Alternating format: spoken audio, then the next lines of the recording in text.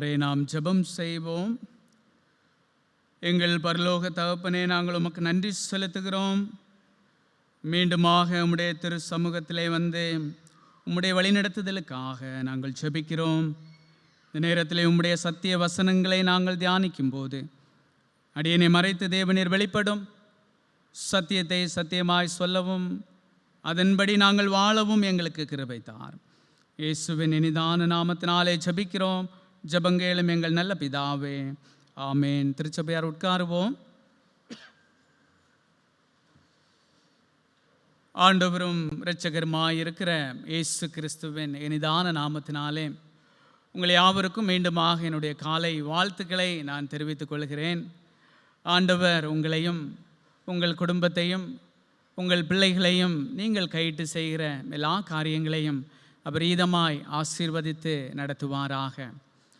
எனக்கு அருமையானவர்களே, 1900 ஆண்டுகளிலே யுனைடெட் கிங்டம் போன்ற மேற்கத்திய நாடுகளிலிருந்து வேல்ஸ் மிஷனரிகள் வடகிழக்கு இந்தியாவிலே, நம்முடைய இந்தியாவிலே நார்த் ஈஸ்டர்ன் ஸ்டேட்ஸில் வந்து ஆண்டவருடைய பணிகளை செய்தார்கள்.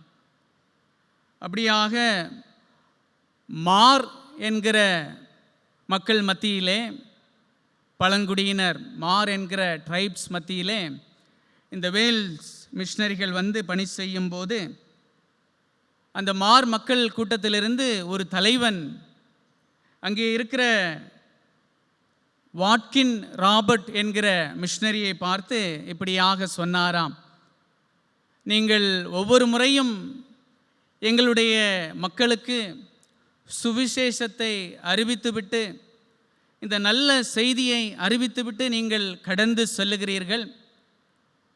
நீங்கள் பிரசங்கிக்கிற அந்த நல்ல குட் நியூஸ், அந்த நல்ல செய்தியை கேட்கும்போது எங்களுடைய மக்களிலே வாழ்விலே ஒரு மாற்றம் வருகிறது. ஆனால் நீங்கள் கடந்து சென்ற பிறகு மீண்டுமாக எங்களுடைய பழைய வாழ்க்கைக்கு எங்களுடைய மக்கள் கடந்து செல்லுகிறார்கள். ஆகவே ஏன் நீங்கள் இங்கே தங்கியிருந்து எங்களுக்காக இந்த சத்தியத்தை, இந்த நல்ல வார்த்தையை சொல்லக்கூடாதா என்று சொல்லி அந்த பழங்குடி மனிதன், ஒருவேளை அந்த தலைவன் அந்த மிஷனரியை பார்த்து சொன்னாராம். எனக்கு அருமையானவர்களே, ஒருவேளை இந்த நல்ல செய்தி, இந்த நல்ல சத்தியம் நம்மிடத்திலே நிலைத்திராவிட்டால், நம்மோடு அது ஊன்ற கட்டப்படவில்லை என்றால், நாமும் இந்த மனிதன் சொன்னது போல சத்தியத்தை கேட்டவர்களாக மட்டுமே இருப்போம், மீண்டும் மறந்து போகிறவர்களாக காணப்படுவோம். ஆகவே இந்த காலையிலே உங்கள் மத்தியிலே மேய்ப்பனில் நிலைத்திருத்தல் என்கிற தலைப்பிலே உங்களோடு நான் பேசலாம் என்று சொல்லி ஆசைப்படுகிறேன். அபைட் இன் த ஷெப்பர்ட், மேய்ப்பனில் நிலைத்திருத்தல். கடந்த 2 வாரங்களிலே மேய்ப்பனை மையமாக வைத்து நாம் தியானித்து கொண்டிருக்கிறோம். கேள்வி கேட்கலாமா? முதலாவது என்ன தியானித்தோம்? யாராவது சொல்லுங்களேன். மேய்ப்பனின் சத்தத்தை அறிதல், இல்லையா? Knowing the shepherd's voice. இரண்டாவது யாராவது சொல்ல விரும்புகிறீர்களா? மேய்ப்பனின் வழி. வெரி குட், இல்லையா?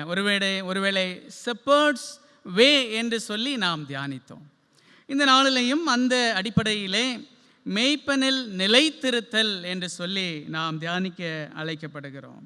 நான் வாசிக்க கேட்ட யோவான் எழுதின சுவிசேஷம் 14வது அதிகாரம் நீங்கள் திருப்பிக் கொள்வீர்களே ஆனால், அங்கே 15வது வசனம் இப்படியாய் சொல்லுகிற, ஜான் சாப்டர் 14:15, நீங்கள் என்னிடத்தில் அன்பாய் இருந்தால் என் கற்பனைகளை கை கொள்ளுங்கள்.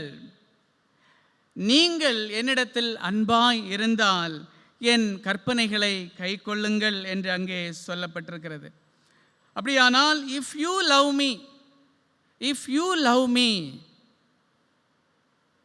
ஒருவேளை ஆண்டவர் இந்த நல்ல மேய்ப்பன் நமக்கு அன்பாக இருக்கிற ஒரு மேய்ப்பன். God is love. தேவன் அன்பாகவே இருக்கிறார். அன்பாக இருக்கிற ஆண்டவர் இங்கே சொல்லுகிறார், இஃப் யூ லவ் மீ, நீங்கள் என்னிடத்தில் அன்பாக இருந்தால் என் கற்பனைகளை கை கொள்ளுங்கள் என்று சொல்லி ஆண்டவராகிய இயேசு கிறிஸ்து தன்னை பின்தொடர்ந்தவர்களுக்கும் சீஷர்களுக்கும் அங்கே அழைப்பு கொடுக்கிறார் என்று சொல்லி நாம் பார்க்கிறோம். அப்படியானால் நாம் முதலாவது எதிலே நிலைத்திருக்க வேண்டும்? where to abide, which is the primary thing that to be abide. நாம் எதிலே முதலாவது நிலைத்திருக்க வேண்டுமானால் இந்த மெய்ப்பனுடைய அன்பிலே நாம் நிலைத்திருக்க வேண்டும். மெய்ப்பனின் அன்பில் நிலைத்திருக்க. First point, abide in the shepherd's love. மெய்ப்பனுடைய அன்பிலே நிலைத்திருப்பதற்காக ஆண்டவர் நம்மை அழைக்கிறார்.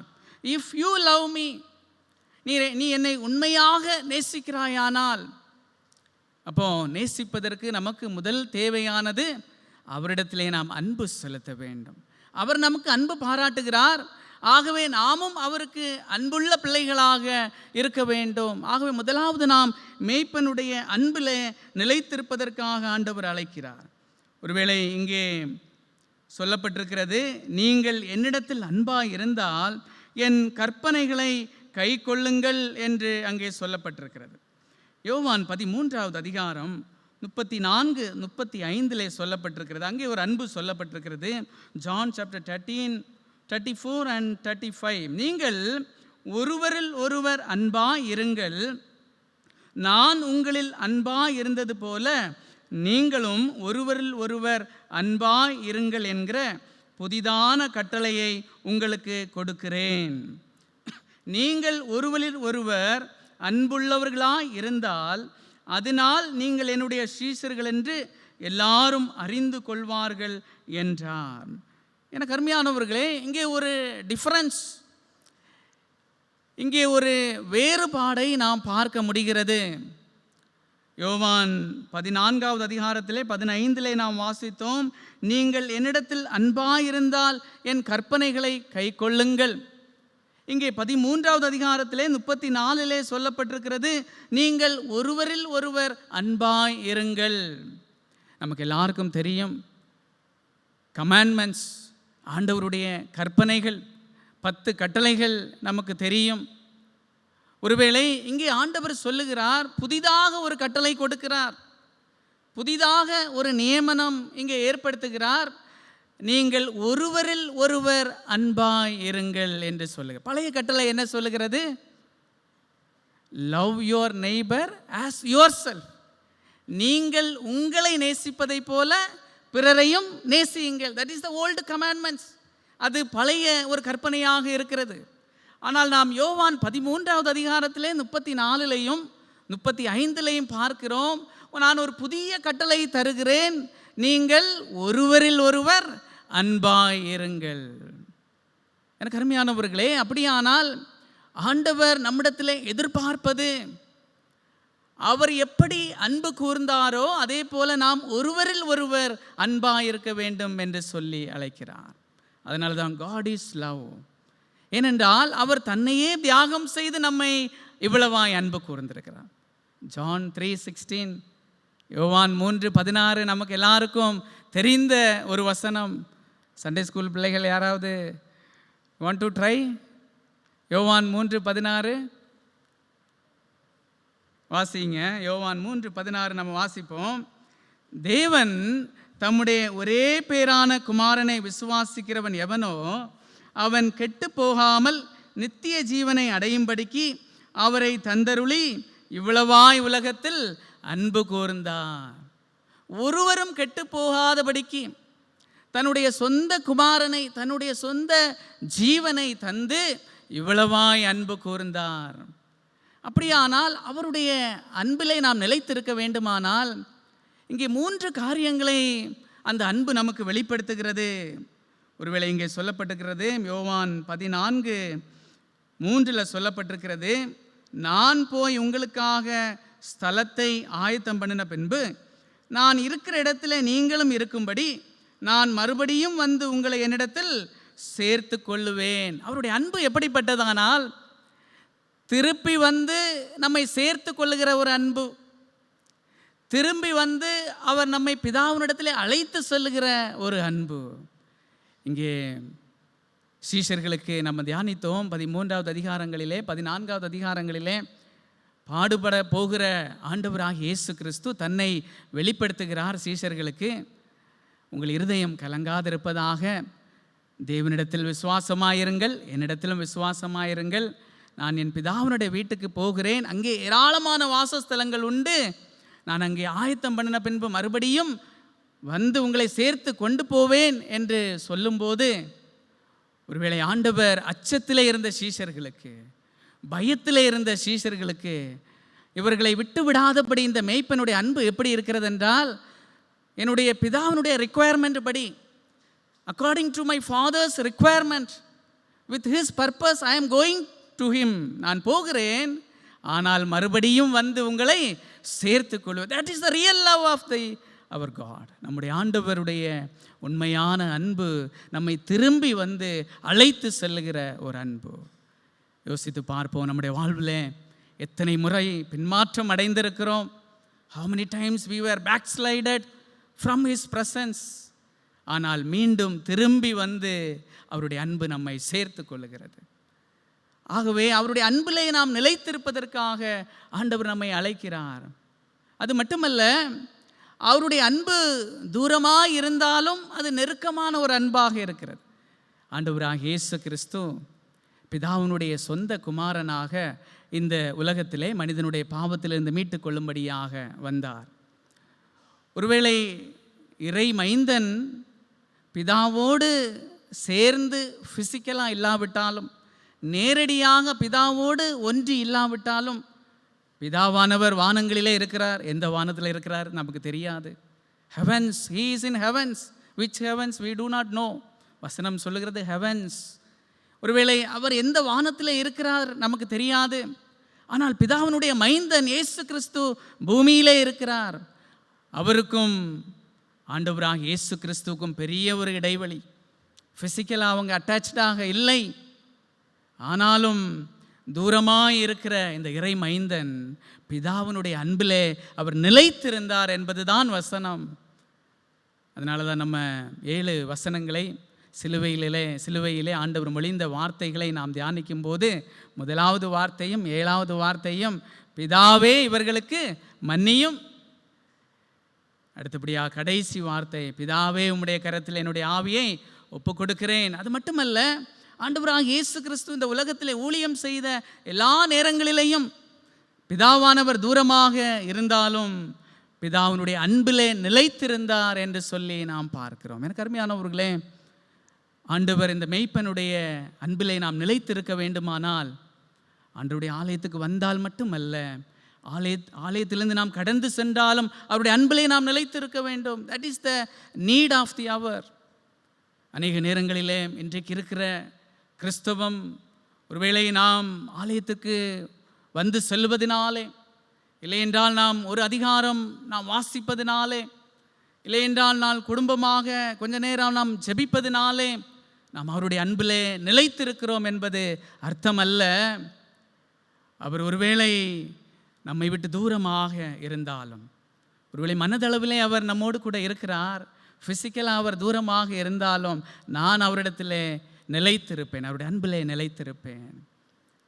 என்னுடைய வேலை ஸ்தலத்திலே ஒருவேளை என்னை யாரும் பார்ப்பதில்லை, ஒருவேளை என்னுடைய அதிகாரிகளையும் நான் ஏமாற்றி விடலாம், என்னுடைய உடன் வேலையாட்களையும் நான் ஏமாற்றி விடலாம்.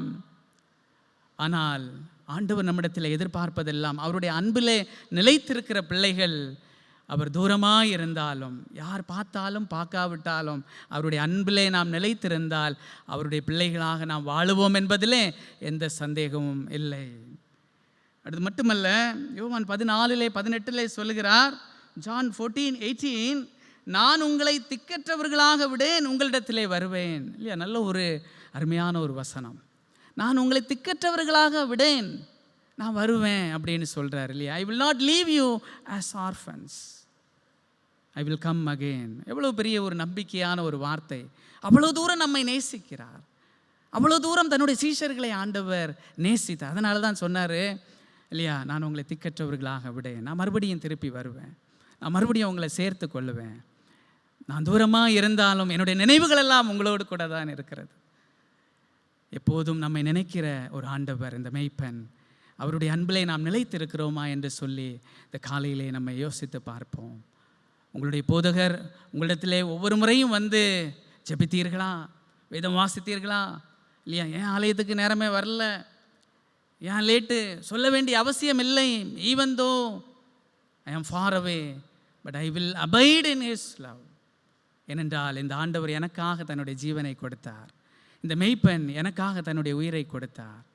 இந்த மேய்ப்பன் என்னுடைய சிறை கட்டுகள் எல்லாம் உடைத்தார். அந்த அன்புக்கு நான் நிலைத்திருப்பேன் என்று சொல்லுவதற்காக இந்த காலையிலே ஆண்டவர் நம்மை அழைக்கிறார். இரண்டாவது, இந்த மேய்ப்பனிலே நிலைத்திருக்க வேண்டுமானால் அன்பிலே நிலைத்திருக்க வேண்டும். That is a primary thing. இரண்டாவது, மேய்ப்பனின் கற்பனையிலே நிலைத்திருக்க வேண்டும். Abide in the shepherd's commandments. Abide in the shepherd's commandments. தேவனுடைய கற்பனையிலே நிலைத்திருப்பதற்காக ஆண்டவர் நம்மை அழைக்கிறார். நம்ம வாசித்த 15வது வசனத்தை மறுபடியும் வாசிப்போம். நீங்கள் என்னிடத்தில் அன்பாய் இருந்தால் என் கற்பனைகளை கை கொள்ளுங்கள். If you love me you obey my commandments. 21வது வசனத்தையும் பாருங்க, 21st verse.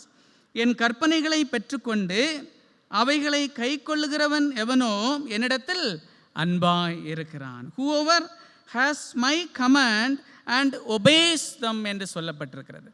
எனக்கு அருமையானவர்களே, ஆங்கிலத்தில் ஒபேஸ் என்று அங்கே சொல்லப்பட்டிருக்கிறது. ஆனால் நீங்கள் மூல பாஷையில், கிரேக்க பாஷையில் நீங்கள் போய் பார்த்தீங்கன்னா ஒபேன்னு இருக்காது, ரிமைன் என்று சொல்லப்பட்டது. யூ ரிமைன் என்று சொல்லப்படும். ரிமைன் என்றால் அபைடு என்று சொல்லி அர்த்தம். எனக்கு அருமையானவர்களே, ஹேஸ், ஹாவ் இல்லையா? ஒருவேளை கை கொள்ளுதல் அதற்கும், ரிமைன் என்பதற்கும், நிலைத்திருங்கள் என்பதற்கும், சார்ந்திருங்கள் என்பதற்கும் நிறைய இடைவெளி இருக்கிறது. there is a difference between has or have or remain. நிலைத்திருப்பதற்கும் கை கொள்ளுவதற்கும் நிறைய வித்தியாசங்கள் இருக்கிறது. ஆண்டவர் இங்கே நம்மை எதற்காக அழைக்கிறார் என்றால், அவருடைய கற்பனைகளை கை கொள்ளுவதற்காக அல்ல, அவருடைய கற்பனைகளிலே நிலைத்திருப்பதற்காக ஆண்டவர் நம்மை அழைக்கிறார். ஒருவேளை ஆண்டவர் இஸ்ரவேல் மக்களுக்கு 10 கட்டளைகளை கொடுத்தார். அந்த 10 கட்டளைகளுக்கு சபார்டினேட்டாக நிறைய ஒருவேளை கமாண்ட்மெண்ட்ஸ் ஆண்டவர், ஒருவேளை நிறைய வரையுறைகளை, ஒருவேளை அநேக ரூல்ஸ் அண்ட் ரெகுலேஷன்ஸ் ஆண்டவர் கொடுத்தார். அவையெல்லாம் கை கொள்ளுங்கள், கை கொள்ளுங்கள் என்று சொல்லி அங்கே மோசேயின் நியாயப்பிரமாணங்களிலே சொல்லப்பட்டிருக்கிறது என்று சொல்லி நாம் பார்க்கிறோம். எனக்கு அருமையானவர்களே, ஒருவேளை ஆண்டவர் நம்மை கை கொள்ளுவதற்காக அழைக்கவில்லை, அவருடைய கற்பனைகளிலே, இந்த ஆண்டவருடைய வார்த்தையிலே நிலைத்திருப்பதற்காக இந்த காலையிலே ஆண்டவர் நம்மை அழைக்கிறார். நமக்கு எல்லாருக்கும் தெரிந்த ஒரு சம்பவம், லூக்கா எழுதின சுவிசேஷம் 18வது அதிகாரம் வசனங்கள் 18லிருந்து நம்ம பார்க்கும்போது, அங்கே லூக் சாப்டர் 18 verses 18 நம்ம பார்க்குறோம்.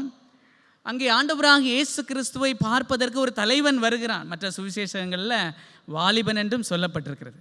ஒரு வாலிபன் ஓடோடி ஆண்டவரிடத்தில் வந்தான். ஒரு தலைவன் ஆண்டவரிடத்தில் ஓடோடி வந்தான். நல்ல போதகரே, நித்திய ராஜ்யத்தை சுதந்தரித்துக் கொள்வதற்கு நான் என்ன செய்ய வேண்டும்? ஆண்டவர் சொன்னார் இல்லையா? என்னெல்லாம் சொன்னார்? மோசே நியாயப்பிரமாணங்கள் எல்லாம் எடுத்து சொல்லி இல்லையா, நீ இதெல்லாம் கடைபிடிச்சியா, இந்த கற்பனைகள் எல்லாம் உனக்கு தெரியுமா அப்படின்னு சொல்லி ஆண்டவராக இயேசு கிறிஸ்து அந்த தலைவனை பார்த்து கேட்கிறார். அந்த தலைவன் சொன்ன பதில் நீங்கள் 20-22 20வது வசனம் தானே வாசிங்க. லூக்கா 18:20.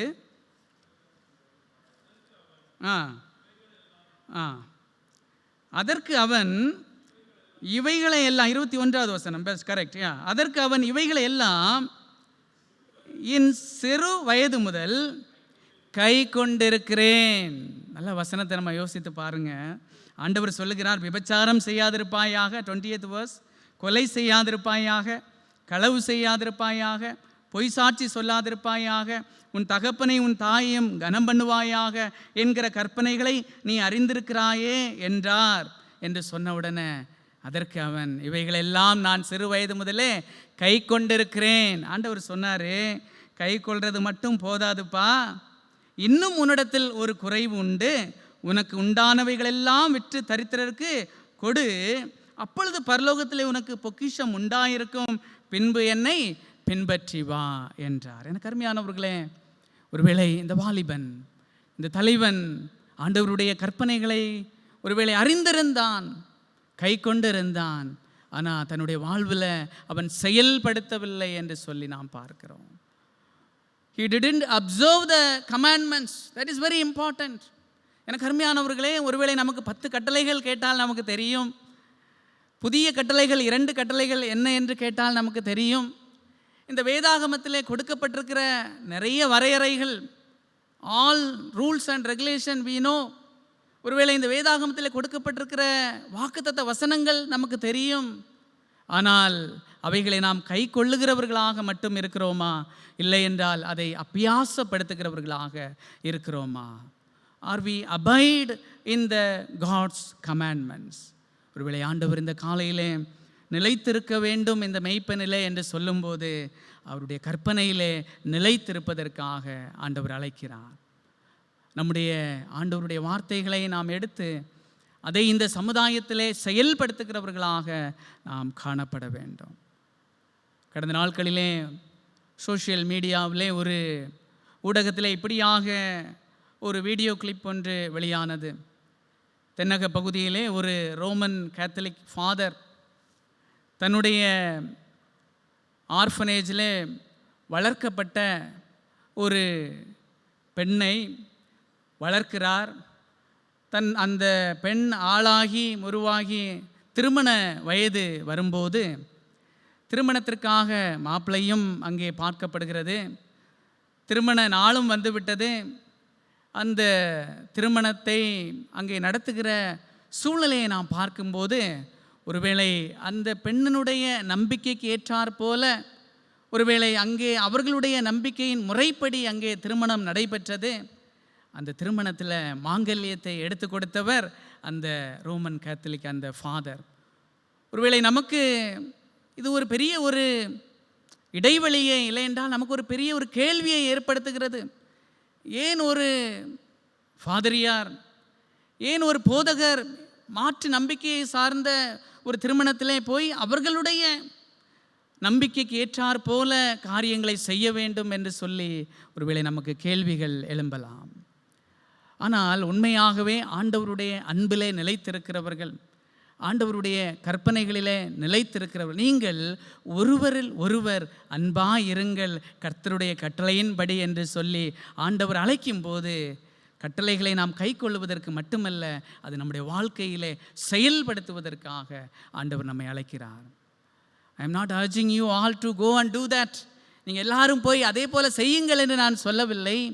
எங்கெல்லாம் ஆண்டவருடைய கற்பனைகளின்படி ஆண்டவருடைய அன்பை வெளிப்படுத்த முடியுமோ அங்கெல்லாம் ஆண்டவருடைய அன்பை, அவருடைய கற்பனைகளை வெளிப்படுத்துங்கள்.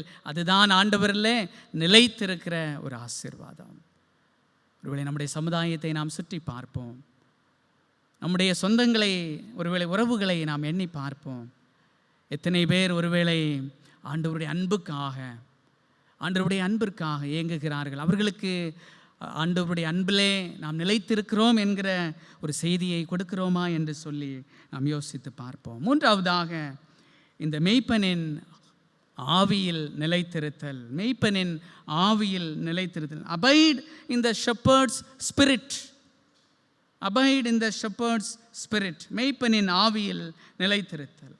எனக்கு அருமையானவர்களே, யோவான் 14வது அதிகாரம் 16, 17 இப்படியாய் சொல்லுகிறது: நான் பிதாவை வேண்டிக் கொள்ளுவேன், அப்பொழுது என்றென்றைக்கும் உங்களுடனே கூட இருக்கும்படிக்கு சத்திய ஆவியாகிய வேறொரு தேற்றரவாளனை அவர் உங்களுக்கு தந்தருளுவார் என்று அங்கே சொல்லப்பட்டிருக்கிறது. எனக்கு அருமையானவர்களே, ஆண்டவராகிய இயேசு கிறிஸ்து தன்னை நம்பியிருந்த சீஷர்களுக்கு இப்பொழுது ஒரு நம்பிக்கை கொடுக்கிறார்.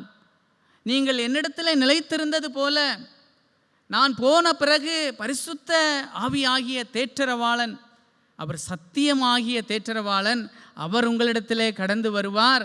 நீங்கள் அவரிடத்திலும் நிலைத்திருங்கள், அவரும் நிலைத்திருப்பார். வசனம் சொல்லுகிறது, நான் பிதாவை வேண்டிக் கொள்ளுவேன், அப்பொழுது என்றென்றைக்கும் உங்களுடனே கூட இருக்கும்படிக்கு சத்திய ஆவியாகிய வேறொரு தேற்றரவாளனை அவர் உங்களுக்கு தந்தருளுவார். என்னை போல இந்த பரிசுத்த ஆவியானவரும் இந்த தூய ஆவியானவரும் அவர்களும் உங்களோடு கூட என்றென்றைக்கும் இருப்பார். நீங்களும் அவரிலே நிலைத்திருங்கள் என்று சொல்லி இங்கே ஆண்டவராக இயேசு கிறிஸ்து அழைக்கிறார் என்று சொல்லி நாம் பார்க்கிறோம். ஒருவேளை தூய ஆவியானவர் அவரிடத்திலே நாம் நிலைத்திருக்கும் போது அவர் நமக்கு வாழ்விற்கு பலன் தருகிறார். பரிசுத்த ஆவியானவரை பாராக்ளைட் என்று சொல்லுவார்கள். அப்படியானால் அவர் நமக்கு ஆலோசனை தருகிற தூய ஆவியானவர், நமக்கு பாதுகாப்பு தருகிற தூய ஆவியானவர், ஒருவேளை இறைமைந்த இயேசுவை போல நமக்கு பிரசன்னராக இருக்கிறவர். The Holy Spirit will dwell among us. பரிசுத்த ஆவியானவர் என்றென்றைக்கும் நம்மோடு கூட இருக்கிறவராக காணப்படுகிறார். ஆகவே அந்த தூய ஆவியானவரிலே நிலைத்திருங்கள் என்று சொல்லி அங்கே அழைக்கிறார். நம்ம இன்றைக்கு வாசிக்க கேட்ட நிருப பகுதி 1 பேதுரு 3வது அதிகாரம் 18வது வசனம், 19வது வசனம், 20வது வசனம். 1 Peter chapter 3 verses 18 இப்படியாய் சொல்லப்பட்டிருக்கிறது. ஏனெனில் கிறிஸ்துவும் நம்மை தேவனிடத்தில் சேர்க்கும்படி அநீதி உள்ளவர்களுக்கு பதிலாக நீதி உள்ளவராய் பாவங்கள் நிமித்தம் ஒரு தரம் பாடுபட்டார். அவர் மாம்சத்திலே கொலையுண்டு ஆவியிலே உயிர்ப்பிக்கப்பட்டார் என்று சொல்லப்பட்டிருக்கிறது. He died in the flesh. மாம்சத்திலே அவர் ஒருவேளை அங்கே மரித்தார், கொலையுள்ளப்பட்டார் என்று சொல்லப்பட்டிருக்கிறது. ஆனால் ஆவியிலே உயிர்ப்பிக்கப்பட்டார் என்று சொல்லப்பட்டிருக்கிறது. எனக்கு அருமையானவர்களே, பரிசுத்த பேதுரு சிதறி இருக்கிற உபத்திரவத்தினாலே சிதறி இருக்கிற கிறிஸ்தவர்களுக்கு இந்த கடிதத்தை எழுதுகிறார். நீங்கள் 1 பேதுரு 1வது அதிகாரத்தில் 1 வசனத்தில் நீங்கள் பார்த்தீங்கன்னா, 1 Peter 1st chapter 1st verseல நீங்கள் பார்த்தீங்கன்னா, இந்த கடிதத்தை பரிசுத்த பேதுரு யாருக்கு எழுதுகிறார் என்றால், உபத்திரவத்தினால சிதறி போய் பயந்து போய் இருந்தவர்களுக்கு இந்த கடிதத்தை எழுதுகிறார். அப்படி இந்த கடிதத்தை எழுதும்போது இந்த 1 பேதுரு 3வது அதிகாரம் 18வது வசனத்தில் வரும்போது சொல்கிறாரு, கிறிஸ்துவும் உங்களை போல பாடுபட்டார், கிறிஸ்துவும் மாம்சத்தில் ஒருவேளை மரிக்க நேரிட்டது, ஆனால் தூய ஆவியானவராலே அவர் உயிர்ப்பிக்கப்பட்டார். தட் மீன்ஸ், எனக்கு அருமையானவர்களே, நாமும் ஒருவேளை உபத்திரவத்தின் பாடுகளின் வழியாக, ஒருவேளை சரீர பலவீனங்களின் பாடுகளின் வழியாக, பலவிதமான நெருக்கங்களின் வழியாக நாமும் கடந்து சொல்லுவோம். பயந்து போய் அடுத்தது என்ன செய்வதென்று தெரியாமல் திகைத்து போய் நாம் நிற்போம். இங்கே வசனம் சொல்லுகிறது, கிறிஸ்துவானவர் பாடுபட்டார், மாம்சத்திலே ஒருவேளை மரிக்க நேரிட்டது, ஆனால் ஆவியானவராலே அவர் உயிர்ப்பிக்கப்பட்டார். அதே போல நாமும் இந்த தூய ஆவியானவரிடத்திலே நிலைத்திருப்போமே ஆனால், what ever may be the troubles, what ever may be the problems, what ever may be the anxieties, எவ்வளவு பெரிய பாடுகளின் வழியாக நாம் கடந்து சென்றாலும் இந்த தூய ஆவியானவரோடு நீங்கள் நிலைத்திருந்தால் நீங்களும் பலப்படுத்தப்படுவீர்கள். அதனால தான் ஆண்டவர் சொன்னார், நான் போகிறேன், அது உங்களுக்கு நல்லது, பரிசுத்த ஆவியானவர் வருவார், உங்களோடு கூட என்றென்றைக்கும் இருப்பார். அவர் உங்களை தைரியப்படுத்துவார், உங்களை பலப்படுத்துவார், உங்களை உற்சாகப்படுத்துவார். அதனால தான் வசனம் சொல்லுகிறது, மாம்சமோ பலவீனம் உள்ளது, ஆவியோ உற்சாகம் உள்ளது. எனக்கு அருமையானவர்களே, ஒருவேளை இந்த காலையிலையும் ஆண்டவர் அவருடைய பரிசுத்த ஆவியிலே நிலைத்திருப்பதற்காக ஆண்டவர் நம்மை அழைக்கிறார். ஒருவேளை தூய ஆவியானவரை நாம் தவறாக புரிந்து கொள்ள வேண்டாம். ஒருவேளை தூய ஆவியானவரை வைத்து இந்த நாட்களிலே ஒருவேளை அநேக வியாபாரங்கள் நடைபெறுகிறது. தூய ஆவியானவரை வைத்து தவறாக இந்த நாட்களிலே கிறிஸ்தவர்கள் வழிநடத்தப்படுகிறார்கள். ஆனால் இன்றைய வார்த்தை நமக்கு மிகவும் தெளிவாய் சொல்லுகிறது, இந்த தூய ஆவியானவர் என்றென்றைக்கும் உங்களோடு கூட இருப்பார். He is not only a blessing for us, he will strengthen us, he will come with us. எப்படி ஆண்டவராக இயேசு கிறிஸ்து, நான் உங்களோடு கூட இருக்கிறேன், திடன் கொள்ளுங்கள், பயப்படாதிருங்கள், உலகத்திலே உபத்திரவம் உண்டு, ஆனாலும் நான் உலகத்தை ஜெயித்தேன், நான் உங்களோடு கூட இருக்கிறேன் என்று சொல்லி இயேசு கிறிஸ்து சொன்னாரோ, அதே விதமான ஒரு அஷூரன்ஸ், அதே விதமான ஒரு நம்பிக்கை தூய ஆவியானவரும் சொல்லுகிறார் இல்லையா? தூய ஆவியானவர்களை நிலைத்திருங்கள். He will not only bless us, he will lead us, he will strengthen us. எனக்கு அருமையானவர்களே, ஆண்டவர் இந்த காலையிலே நம்மை அழைக்கிறார். அவருடைய தூய ஆவியிலே, அவருடைய வழிநடத்ததிலே நிலைத்திருப்பதற்காக ஆண்டவர் நம்மை அழைக்கிறார். மெய்ப்பெனிலே நாம் நிலைத்திருப்போம். மெய்ப்பெனின் அன்பிலே நாம் நிலைத்திருக்க ஆண்டவர் அழைக்கிறார். மெய்ப்பெனின் கற்பனையிலே நிலைத்திருப்பதற்கு ஆண்டவர் அழைக்கிறார். மெய்ப்பெனின் ஆவியிலே நிலைத்திருப்பதற்கு ஆண்டவர் நம்மை அழைக்கிறார். ஆண்டவர் இந்த ஆசீர்வாதங்களை கொண்டு தொடர்ந்து நாம் மெய்ப்பனுடைய அன்பிலேயும் அவருடைய ஆவியிலேயும் அவருடைய கற்பனையிலேயும் நிலைத்திருப்பதற்கு ஆண்டவர் உதவி செய்வாராக. ஆமென்.